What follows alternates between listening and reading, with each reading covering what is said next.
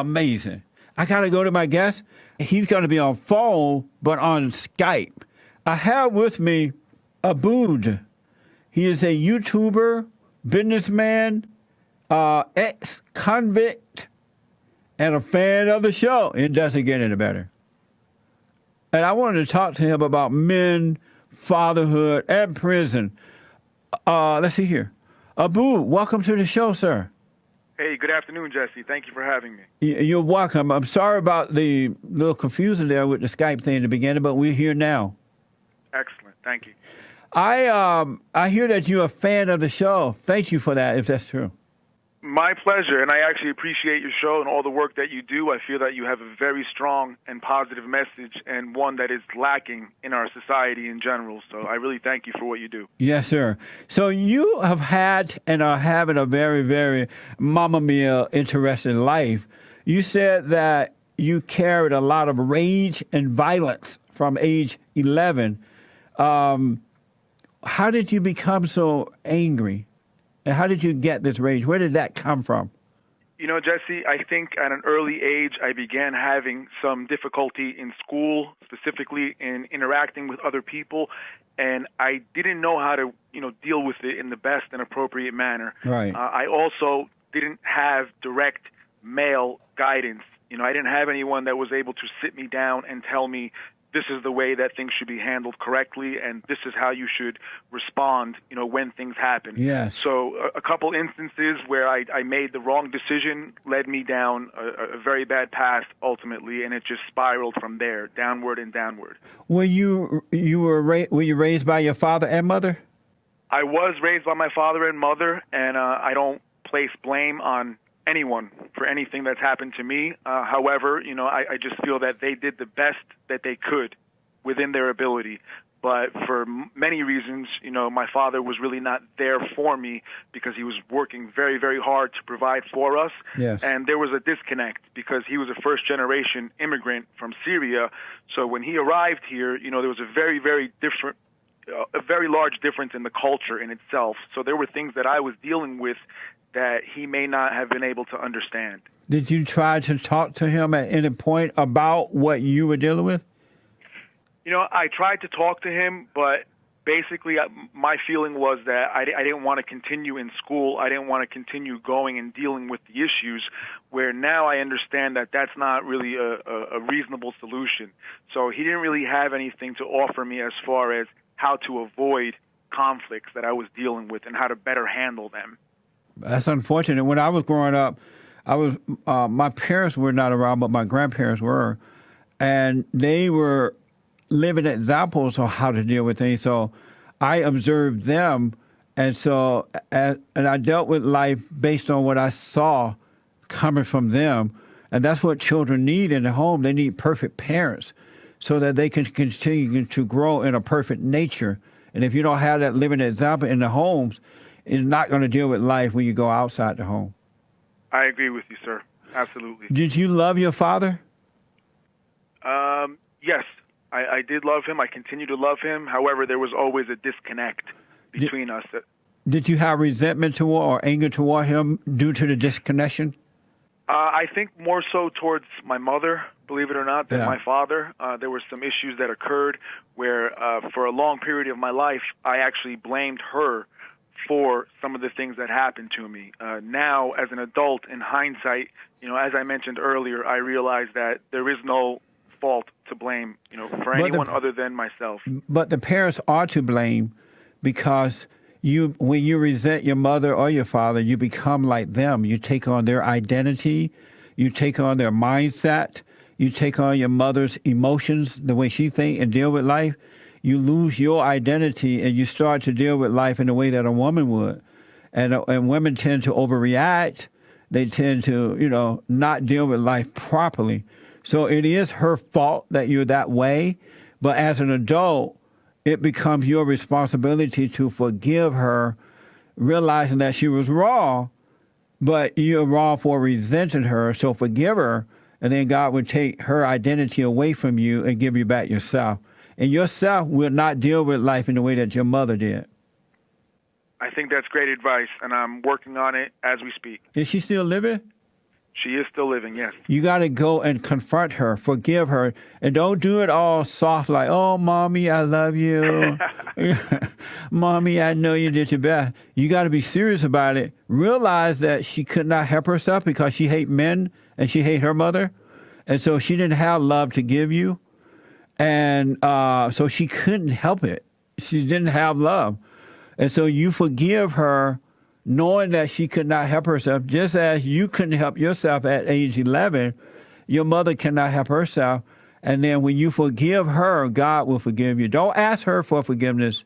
You forgive her, and God will forgive you. That makes sense? That does make sense. I appreciate that advice. And I got some more stuff I got to ask you about your life. It's so interesting when I come back in a moment. You got it. Okay. Thank you. Amazing. Aboud, are you a Muslim? Christian. You're a Christian. Is Aboud a Muslim name? It is an Arabic name. As I mentioned, my father is from Syria. However, we are from the minority segment, like 10% Christian of that country. Oh, okay. Absolutely. I really appreciate you being here. I read that you tried to go to school for the sake of your mother and you never fit in. Is that true? Yes. So after I had my first round of issues at school, I ended up dropping out at a very early age. I also ended up in juvenile detention. After that period of incarceration, for my mother's sake, I did make an effort to go back, and it was very short-lived, and it didn't work out well for me.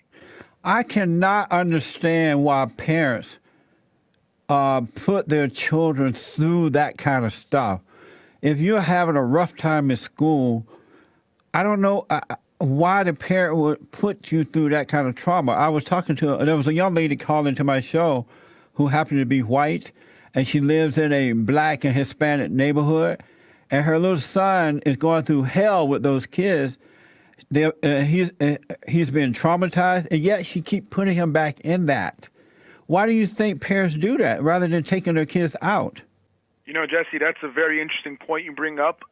Something you didn't mention in introducing me is that I am also a husband and father of 3. I'm a father of 3 young daughters. Right on. So they are all in school currently now, and I absolutely agree with you in the sense that if my daughters are having any issue, I will absolutely never force them to continue. Yeah. But to answer your question, I think that people are just so structured in the way that society is that they kind of refuse to ever step outside of that, even when it's for the benefit and sake of their own children.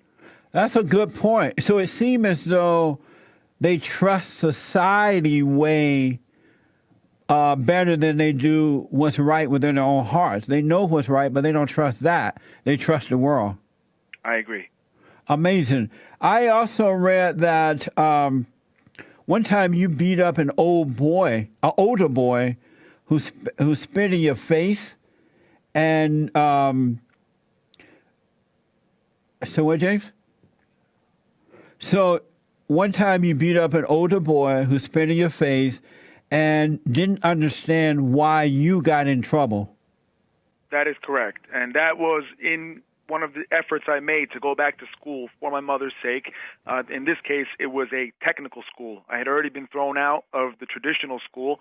And in this one, I actually liked it. I was only there for a very short period, about a week or two. I was focusing my attention on auto body, so cosmetic repair of vehicles. And I actually thought that this was something that could be good for me. I felt that I was interested in learning it. I liked the environment. And again, it was very short-lived because of what happened. A guy basically spit on me. He was drinking a Coca-Cola, and he just looked at me and spit all over me for no reason. Amazing. I responded and reacted in the wrong way, aggressively. And I ended up fighting with him, as you mentioned. He lost the fight. He was a lot older than me. And very shortly after, I was seated in the classroom, and I saw the principal with 2 police officers walk in, and they asked me to step outside with them, and they informed me that I had been thrown out of that school now as a result. Amazing. Didn't you tell your father what was happening in school and that your mother was making you go to school in spite of this?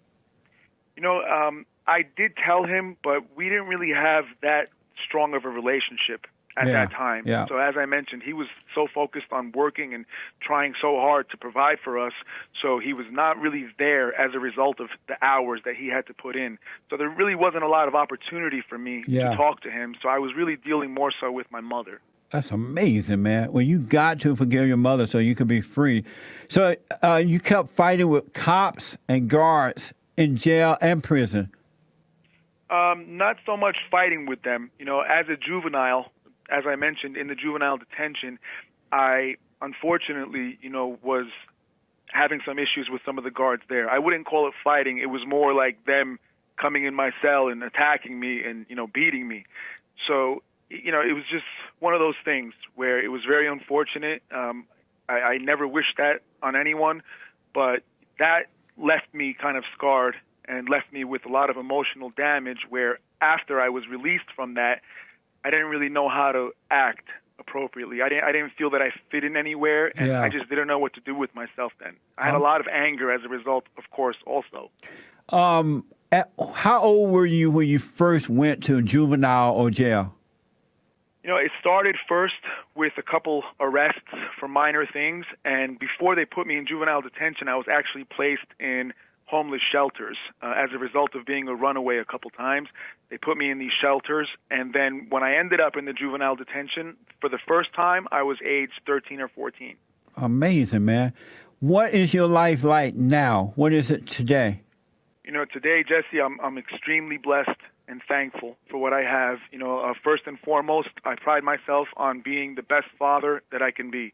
I have a wonderful, wonderful wife that stood by me for many years while I was away as an adult in actual prison, and I really feel grateful, and I owe her everything. So my first focus is to be the best family man that I can be. Yeah. Second to that, as you mentioned, I'm a businessman as well, and I really try my best to help others. That's my driving force now, and that's really my motivation in making any YouTube videos to begin with, was that hopefully, my message and my revealing these things that happened to me, even though it's maybe to my detriment, I'm ashamed of a lot of the things, but I expose myself and put myself out there in hopes that some people may learn from it and possibly avoid making the same mistakes that I did. I have two more questions for you. May I hold you over just for two more questions? Absolutely. I'm here for as long as you need me, Jesse. Oh, okay. Amazing. His YouTube, youtube.com/Aboud, number one, ABOUD, number one. And also on Instagram. Back in a moment. Aboud, we were looking at pictures of your daughters, you with your daughters during the break there.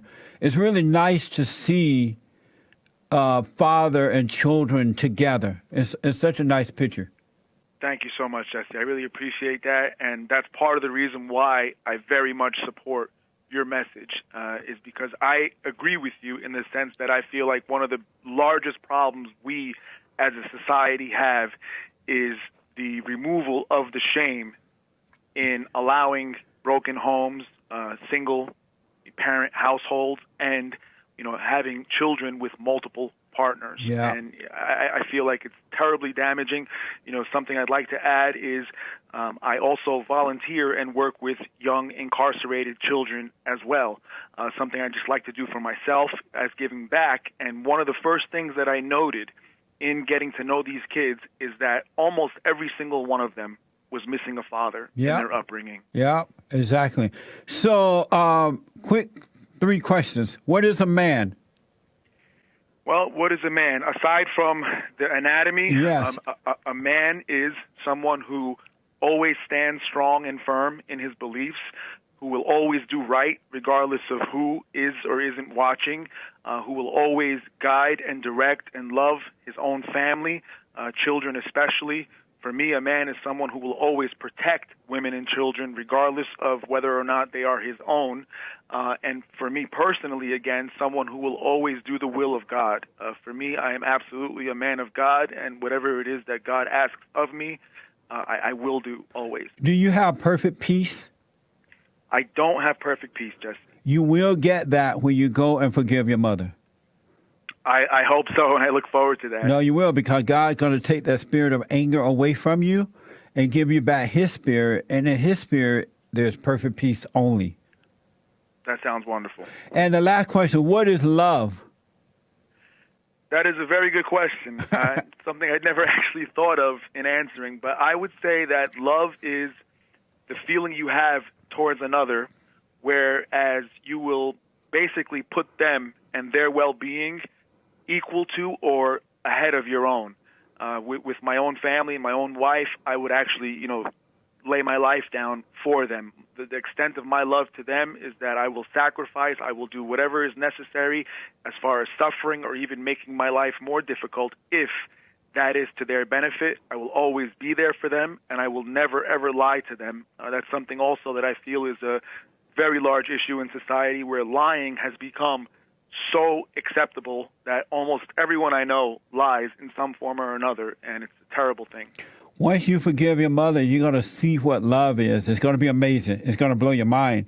And again, I'm encouraging you to go and forgive her, but do not ask for forgiveness. God said, when we forgive others, he will forgive us. Because if you ask people for forgiveness, they see that as a weakness, and they'll control you with that. So he has it set up as we forgive, he will forgive and make us free. Well, Jesse, I respect you and your opinion, and I know that it is the absolutely correct thing. It is difficult for me to do, but I will do so. Yes, I will sir. do that. Abdul, it's been a joy talking to you. And again, Aboud. Sorry for the mix-up in the beginning. We're going to have you back, though. I enjoy talking to you. It would be my pleasure, Jesse, and I thank you again for having me. Absolutely. God bless you, buddy. Likewise. God bless. Thank you. All right. Bye-bye. Amazing. Yes, sir.